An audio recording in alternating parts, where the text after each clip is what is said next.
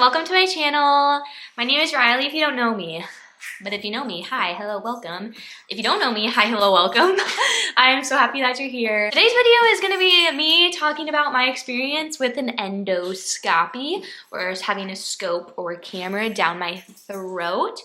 I have been having issues in this area on my right side has been giving me a ton of pain, and it's been almost 2 years, which in my other video I explained that I also have a hip labral tear, as well as the ball of my hip is not a circle, it's like this. So it's also causing pain within my hip, so that may also be generating pain in this area. But I needed to do another test just to make sure it wasn't my stomach, which it wasn't. The scope came back and it was actually good. Everything looked good in my stomach, which is awesome. And the scope, it actually checks the stomach, I believe the esophagus, and then the something that starts with a D, the duodenum or something. It's the thing that leads into the small intestines, I believe. I should also preface by saying I am not a doctor. This is my experience. I was literally put to sleep, or like, so you don't get put to sleep for the procedure fully. You get put to sleep about 80 to 90, 70 to 80?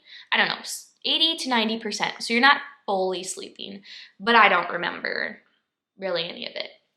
But if you're watching this, you're probably going to be going through an endoscopy, which can kind of be a little scary, I think anyway. Me going into it, I was super scared. But I also know I needed it to be done because I wanted to make sure that it wasn't my stomach, and that if there was an issue there, we need to treat it. So for the pre-op, or like the procedure, what I had to do was I had to stop eating at 11 p.m. the night before. My appointment was at 1 o'clock the next day, which it actually took, I felt like I waited for a very long time, which maybe it wasn't, I think I was just nervous. But I felt like I waited a very long time to get back there once I got there. Anyway, yeah, I had to fast since 11 p.m. the night before, which really wasn't that bad. Sorry, my dogs are playing right here, so if my camera's shaking a little bit, that's why. Say hi, Echo. Say hi, world. Yeah, so that's that part of the operation, which is fine, just fasting. Oh, you could also, 5 days before the procedure, you couldn't take fish oil pills, iron pills, or ibuprofen, or like anti-inflammatory, I don't know, those meds. I don't know why exactly. I think that can show up in your stomach and show issues, because I know ibuprofen can hurt the stomach, which was really hard for me because I gotta let you guys in on something. I got my period the week, or like 2 days before the procedure, and like my first couple days of cramping are really horrible. Like I always have to take ibuprofen, first day and second for sure, and I couldn't take the ibuprofen, which was very painful for me. But the heating pack was a lifesaver.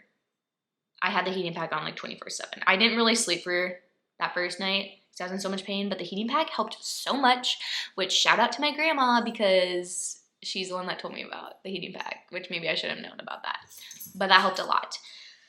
Anyway, I got to the doctor the next morning. I was feeling dehydrated, but I wasn't supposed to drink anything.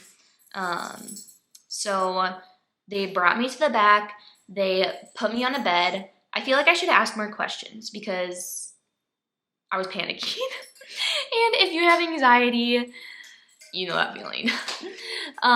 So I got put in the back, then they put the IV in my hand, which I have not had in my hand for a very long time. So it kind of spooked me, which maybe it shouldn't have Boo. I don't know. I was just freaking out. So she put it in there, laid me on the bed. I was shivering because I only wear a t-shirt and like short shorts, which I don't know why I did that. But I was like, I'm gonna be sleeping the whole time, it doesn't matter. But the waiting room was freezing. So when I got put into the bed, I was laying there, she put the thing in my hand, and she didn't tell me if she put medicine in me yet or like the sleepy stuff in me yet.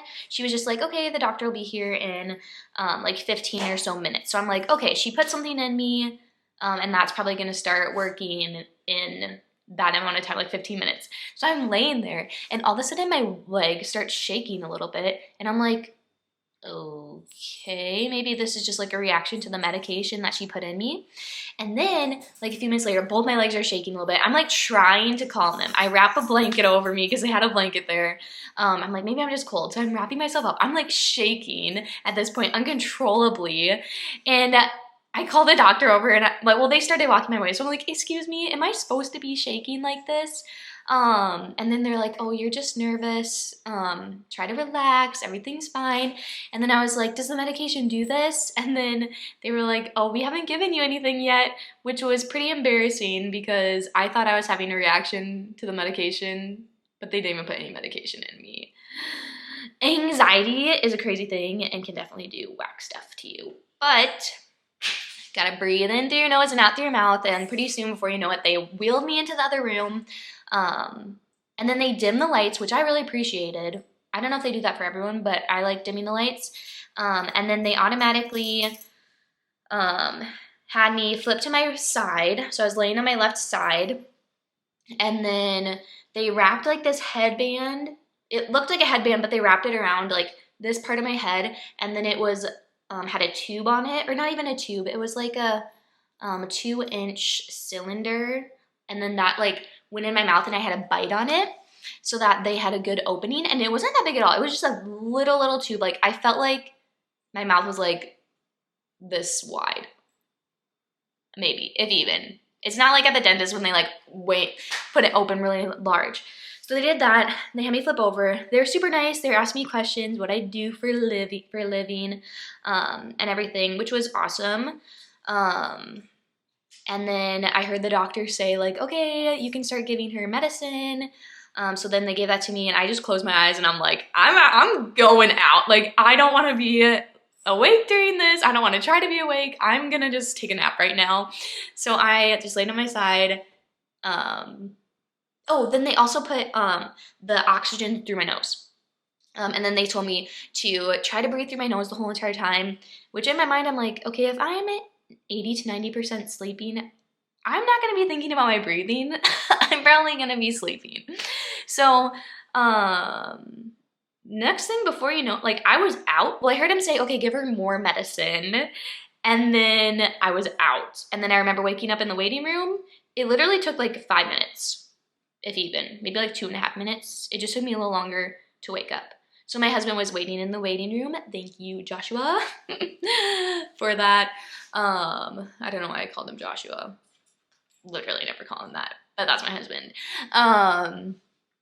So there's that. And then I woke up, remember them telling me that everything looked good. The stomach is not the issue here, which I figured it wasn't, but I'm very thankful that I could get that done and just have peace of mind that knowing it's not my stomach.